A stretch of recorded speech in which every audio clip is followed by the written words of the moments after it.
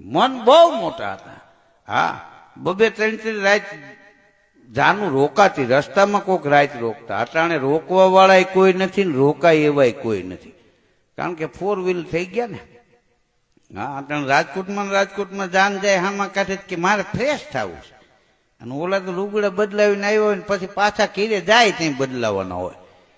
હા હા, ને તેથી સેન્ટ ન છાંટવા પડતા, માણસાઈની સુગંધ હતી. આજે એ સુગંધ વહી ગઈ એટલે આ ખોટા ફુવારા મારવા પડે પૂરું. હા હા, માણસાઈની સુગંધ હતી. હા, સુવિધા નહોતી. હા, પણ એનો ભાવ મોટો હતો. એક ચારિયામાં ઉતારો આપે તો રાજી થઈ જતા માણસો.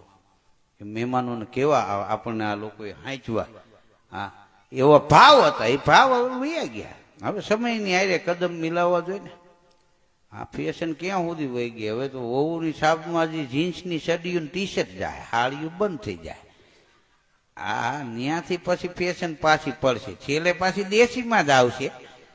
પણ એકવાર આ અટાણે ઉપડી ગઈ છે ફૂલ જોશમાં, અહીંયા સુધી જાય એમાં કાંઈ નક્કી નહીં. એક બેનને 3 વાળ હતા ને બ્યુટી પાર્લરમાં ગયો, તો કે બોલો, તો કે ચોટલો લઈ ગયો. ચોટલો લેવામાં એક વાળ ખરી ગયો, તો કે અંબોળો કરો. એ અંબોળો વાળવામાં એક ખરી ગયો, તો છેલ્લે એક જ વહી. હવે છૂટા ભલે રહ્યા. હવે હા, પછી એક વાળમાં શું કરવું?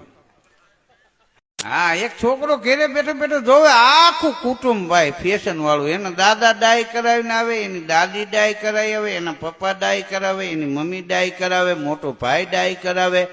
તો એક દી નાનો છોકરો હતો ને, એ બજારમાં ગયો, સફેદ વાળ કરાવીને આવ્યો. એના ઘરના કે આ શું? તો કે ઘરમાં એકાદું તો વડીલ જોઈ ને. આ બધા સુધરીને ધુવાણે ગયા છો તમે. હા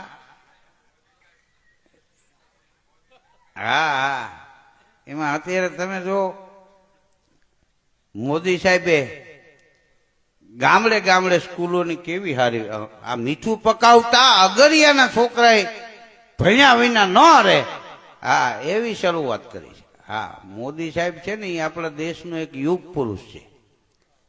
હા, અમે વિદેશ જતા ને, મને ખબર છે. હા, 94ની સાલમાં બાપુ હું પહેલી વાર અમેરિકા ગયેલો, પછી બીજી વાર ગયો. મોદી સાહેબને વિઝા નહોતા આપતા, તેથી હું 2 વાર જઈ આવ્યો. હવે સાહેબ જાય છે, મેં બંધ કર્યું. બધાને હું ત્યાં સાહેબ જાય તો વિકાસ થાય ને આપણે જાવું તો કાંઈ થાય કીધું.